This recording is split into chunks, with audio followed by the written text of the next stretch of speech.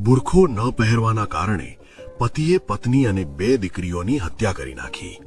આટલું જ નહીં, ત્રણેયના મૃતદેહોને ઘરના આંગણામાં જ દફનાવી દીધા.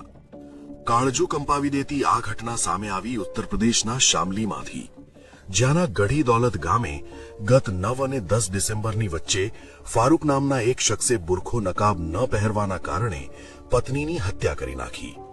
સાથે જ હત્યાની સાક્ષી બનેલી પોતાની 2 દીકરીઓને પણ મોતને ઘાટ ઉતારી. પોલીસના જણાવ્યા અનુસાર ફારૂક પોતાના 5 બાળકો અને પત્ની સાથે રહેતો હતો. તેનો પત્ની સાથે પૈસાને લઈને ઝઘડો થયો હતો. આર્થિક તંગીના કારણે ફારૂક પત્નીને પૈસા ન આપી શકતા પત્ની બુરખો પહેર્યા વગર જ સૌથી નાની દીકરીને લઈને ઘરેથી નીકળી ગઈ હતી. પત્નીએ બુરખો નકાબ ન પહેરતા ફારૂક અપમાનિત મહેસૂસ કરવા લાગ્યો અને તેણે પત્નીને જાનથી મારી નાખવાની યોજના બનાવી પત્નીને મનાવીને ઘરે પાછી બોલાવી લીધી.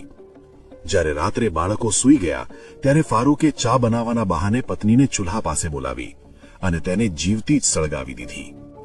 બાદમાં તેણે પત્નીને ગોળી પણ મારી. બંદૂકનો અવાજ સાંભળી 14 વર્ષની દીકરી જાગી ગઈ, જે રસોડામાં આવી જતા ફારૂકે તેને પણ પાછળથી ગોળી મારી. આના બાદ સૌથી નાની 4 વર્ષની દીકરી પણ ત્યાં આવી જતા પિતા ફારૂકે તેને ગળું દબાવી મોતને ઘાટ ઉતારી.